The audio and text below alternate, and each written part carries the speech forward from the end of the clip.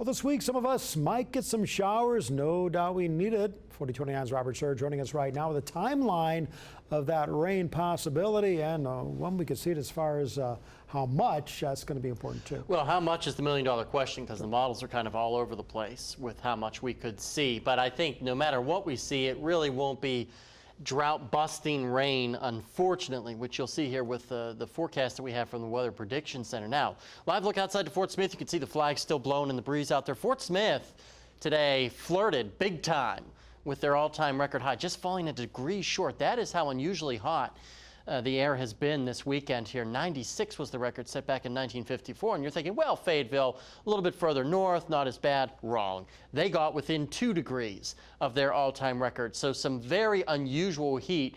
In fact, 12 degrees above average for this time of the year. So some pretty unusual heat. And it's going to stay hot tomorrow and Tuesday before rain and clouds knock our temperatures down back to around where they should be for this time of the year. Same thing for the River Valley, back up into the 90s each day, Monday and Tuesday, before we, things moderate just a little bit and we cool down there. Temperatures across the state right now, on average, mostly in the lower 70s.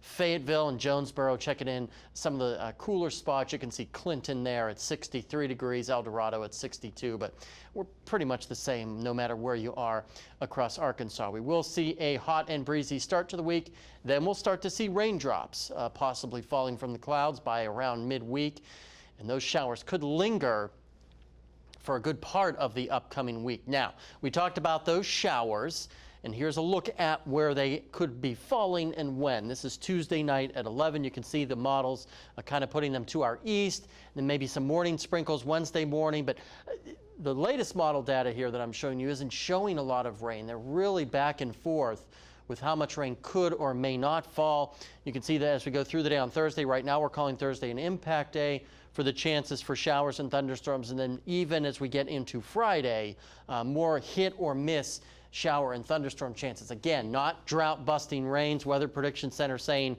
maybe on average a ½ inch to maybe 3/4 of an inch. This is updated every day, so we'll have to see what this looks like tomorrow. Could be drastically different based on the new model data.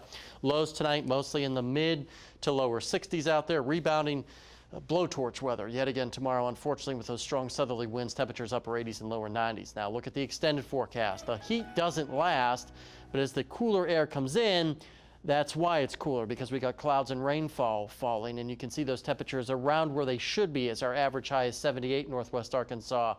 Not a bad day on Saturday, probably a mostly cloudy day if you're headed to your favorite watering hole for the game between the Hogs and the Bulldogs. River Valley, about the same thing. You can see the rain chances Friday evening and into the day Wednesday and Thursday. This forecast will be updated and adjusted accordingly based on the new data that we're getting in. But right now, Paul, it's not looking like any one day will be a complete washout.